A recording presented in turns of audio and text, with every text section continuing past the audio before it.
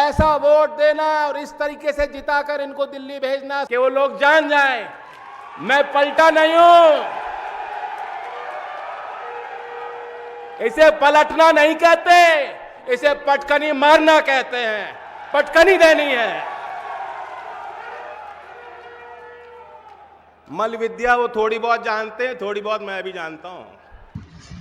लोकसभा चुनाव में पश्चिमी उत्तर प्रदेश का जाटलैंड पहले फेज में ही वोट डालेगा, इसलिए प्रधानमंत्री नरेंद्र मोदी और केंद्रीय गृह मंत्री अमित शाह का फिलहाल सारा जोर यहीं पर है। जाट और किसानों का बड़ा नेता होने का दम भरने वाले राष्ट्रीय लोकदल के अध्यक्ष जयंत चौधरी भी अब उनके सहयोगी हैं। ये वही जयंत चौधरी हैं जिन्होंने कभी ये दम भरा था कि वो चवन्नी नहीं जो पलट जाएं, लेकिन इस दावे के कुछ ही दिनों बाद वो एसपी सुप्रीमो अखिलेश यादव और इंडिया गठबंधन का साथ छोड़ एनडीए में पीएम मोदी से जा मिले।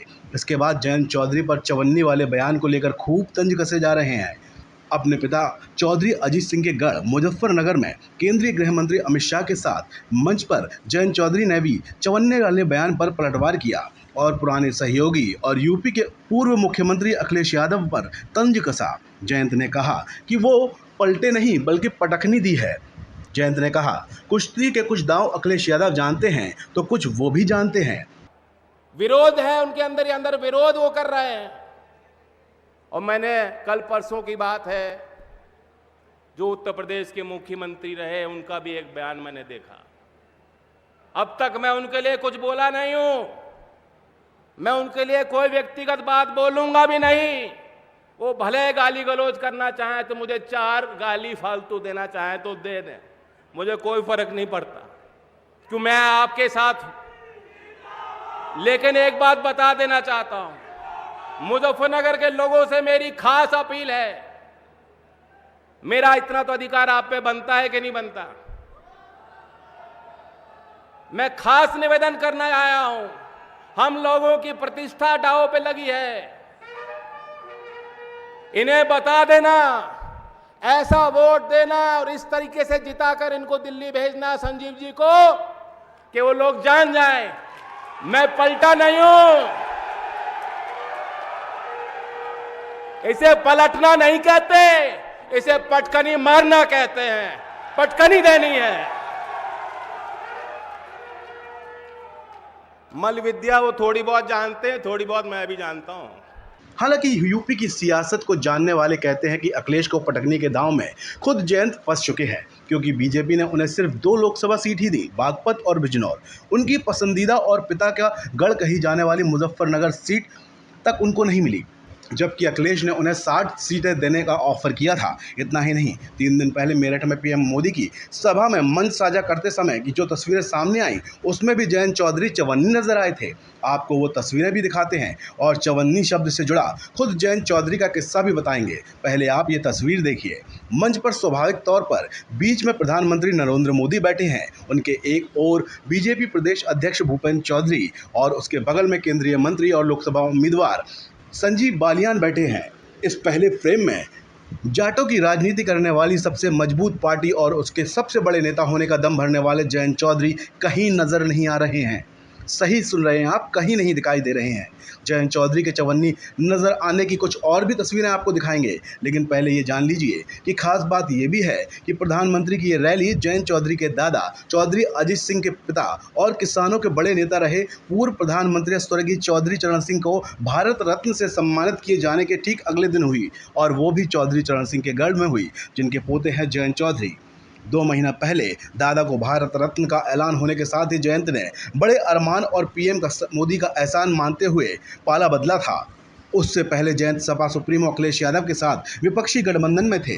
उस दौरान जब आरएलडी अध्यक्ष जयंत चौधरी के पाला बदलने की चर्चा चल रही थी तो उन्होंने बड़ी ठसक के साथ कहा था कि मैं चवन्नी नहीं हूं जो पलट जाऊं। लेकिन आखिर क्या हुआ? चौधरी चरण सिंह को भारत रत्न का ऐलान होते ही जयंत पलट गए और एनडीए में शामिल हो गए।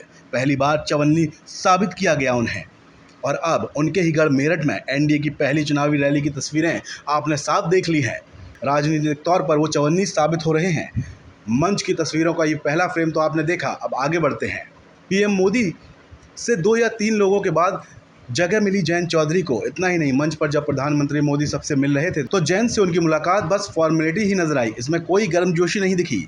बारी जब विशाल माला पहनाने की आई, उस वक्त भी जयंत चौधरी को इस माला में पीएम मोदी के साथ जगह नहीं मिली। इतना ही नहीं, प्रधानमंत्री मोदी ने इस बात की फिक्र तक नहीं की।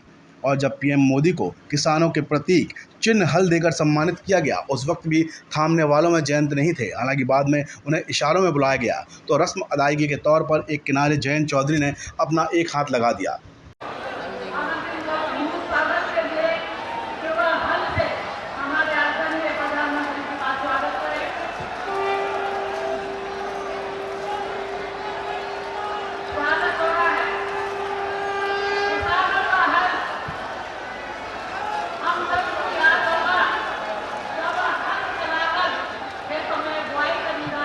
अब इन तस्वीरों ने कई सवाल खड़े कर दिए हैं। वास्तव में ये सवाल उसी वक्त से हैं जब से जयंत चौधरी ने चवन्नी ना होने का दम भरने के बावजूद खुद को पहली बार चवन्नी साबित कर दिया था। पहला सवाल तो यही है कि जयंत चौधरी और उनकी पार्टी आरएलडी की किसानों के बीच कितनी साख है। क्या किसानों की मोदी सरकार से नाराजगी के बीच जयंत के पाला बदलने पर किसान अब जयंत और उनकी पार्टी से दूर हो रहे हैं? सवाल ये भी है कि क्या बीजेपी और मोदी को जयंत की ज़मीनी हकीकत का एहसास हो चुका है, इसलिए मंच पर उन्हें ज़्यादा तवज्जो नहीं दी गई? और सबसे बड़ा सवाल ये, क्या पीएम मोदी ने कभी भी जयंत चौधरी को ज़्यादा तवज्जो नहीं दी? उन्हें एनडीए लाने का इकलौता मकसद सिर्फ विपक्ष को तोड़ना और कमज़ोर करने की रणनीति का हिस्सा था, क्योंकि मोदी अच्छी तरह जानते थे कि पश्चिमी उत्तर प्रदेश में बीजेपी की हालत खस्ता है। ऐसे में विपक्ष को कमज़ोर करके ही बीजेपी की राह आसान की जा सकती है। क्या इसलिए जयंत को विपक्षी गठबंधन से अलग कर एनडीए में लाने के बाद और अब बीजेपी और पीएम मोदी के लिए उनकी कोई अहमियत नहीं रह गई है? क्या जो अंदेशा राजनीति के पंडित लगा रहे हैं वो सही है कि पीएम मोदी ने जयंत चौधरी और आरएलडी के राजनीतिक वजूद को खत्म करने के लिए ही जयंत को एनडीए में मिलाया और महज 2 लोकसभा सीट देकर निपटा दिया? हमारा यह विश्लेषण आपको कैसा लगा? आप हमें अपनी राय कमेंट बॉक्स में ज़रूर बताएं और चुनावी राजनीति से जुड़े ऐसे ही विश्लेषण और खबरों को देखते रहिए कालखंड।